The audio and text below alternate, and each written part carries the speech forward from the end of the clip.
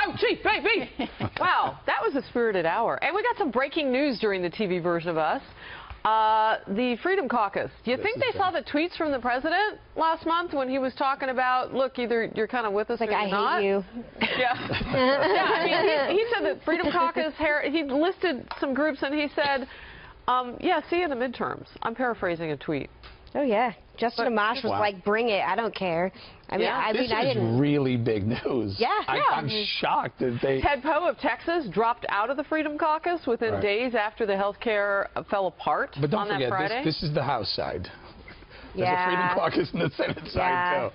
He's that right. they have to work with. Yeah, but this should have been the side that really, if you have bicameral advantage leadership for Republicans, this should have been the easier side, right? I think they're scared to death of midterms. Listen, Donald Trump, he's got a lot of sway, and that Twitter account actually matters. And so, you know, if you're up for re-election and you're seen as someone who can't get on board, someone who's in Trump's way, you got this guy, a former CEO, billionaire, first billionaire businessman to come into the White House, and he's got to deal with the swamp, and you make yourself as a politician part of that swamp, then that's going to be harder come midterm. And I think that that's the reality of what they're facing as well. I mean, he's got to work with them, but they've got to work with him. So what about the moderates? Because the Freedom Caucus is only like 29 or 30 people. Well, I guess a little less now that Ted Poe has left, right? So in the House on that side, if you look at the vote and you look at the kind of the defeat of the vote, so what about the other 30 or so people who are not in the Freedom Caucus? What are you going to do with those Republicans who are more moderate? Well, they were on board. Well, I mean, they had a lot of what they wanted. People who were not. So that's twice the size of the Freedom Caucus. Caucus. To see what happens with people like John Kasich as well, and all sides need to come and meet in the middle. And I have hope that it will happen under President Trump, because he does know the art of the deal. But people have to let him lead, and people have to let him be the great negotiator he did. And Eric and I agree that we thought Paul Ryan was integral in torpedoing this thing, and didn't even do his job as speaker, as bringing people together, trying to negotiate, which is literally the very definition of what his job is. He did the whiteboard professorial. Yeah, which you liked. The sleeves out, roll the sleeves It out. wasn't just that I personally liked it. That wasn't the point. The point was that we finally got to see what was in the bill, and we didn't have to live like Nancy Pelosi style, waiting for stuff to pass to find out what was in it. It wasn't a like or dislike. Well, that's what Paul Ryan wanted at first. We'll figure. Remember phase 2 and phase 3, and phase 2 or 3 where the important ones were, you know, being able to sell insurance across state lines. They're going to tackle that. Then likely not, it was never going to happen anyway. Conditions. Yeah. Well, yeah. So that's what I think we were pushing back on it early. But I'm shocked. There must be deals that went down that we don't know. And Meghan McCain collectively think it's a crap deal, you have really done something. Oh wow! So that's something to watch. Because ideologically we're not always in line, but on that, both of us thought this was not what we voted for. This is not a conservative bill.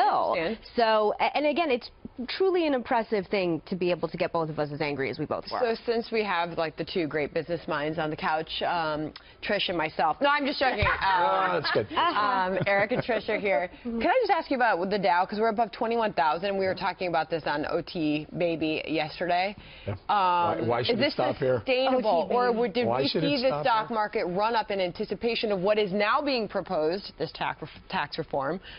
Yeah, but it's that good. It is. That's the point. When you think about that, you're 35 to 15%. You're laying. That's a 66% cutback. So you're still a buyer in that Oh, I equity think you have to be. I think in general, long term, you're doing nothing but infusing stimulus into the economy through the corporate structure. And I think it's fantastic. I mean, not to say you have to buy it here because it'll never go below here. Of course, markets go up and markets go down, but again, it will trickle into more jobs and wages. Yeah, no, I'm so excited by this. Absolutely, wages have gone like nowhere for better than 20 years. Yeah. Americans have not gotten a raise. They need to see some increase on the wage side.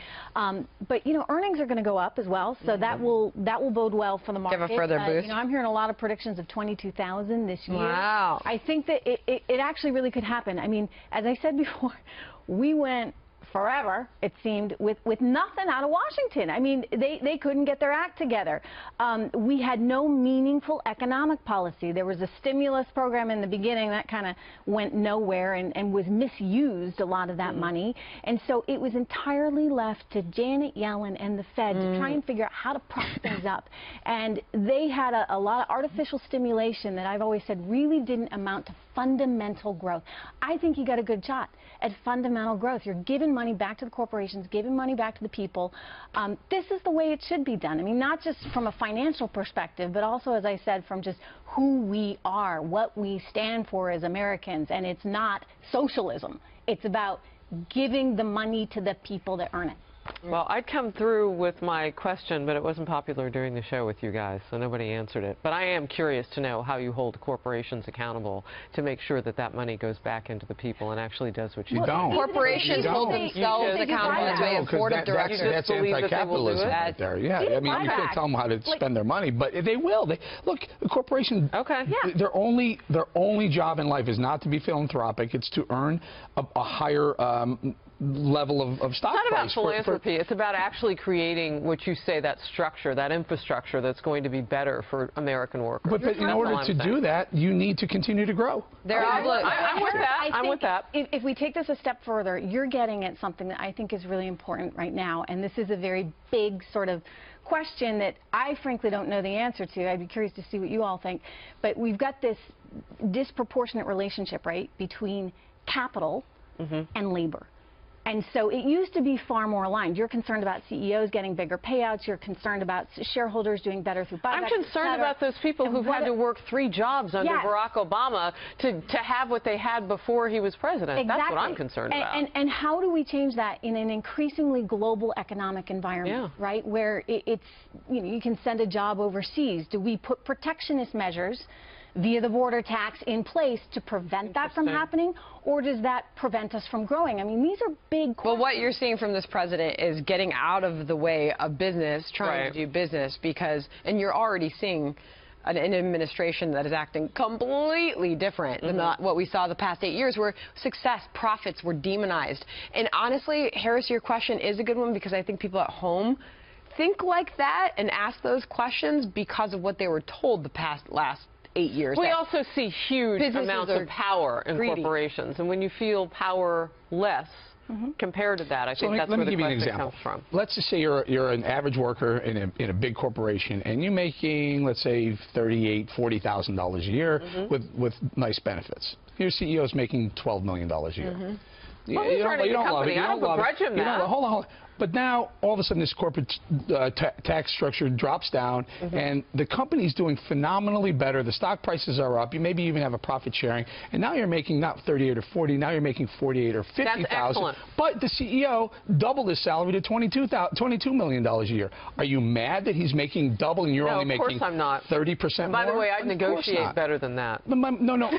I negotiate more than the $12,000. That's the rising tide lifts all boats. No, and yes, and it is better for the top. I get that. You don't have to mansplain it. I get it. But here's my point.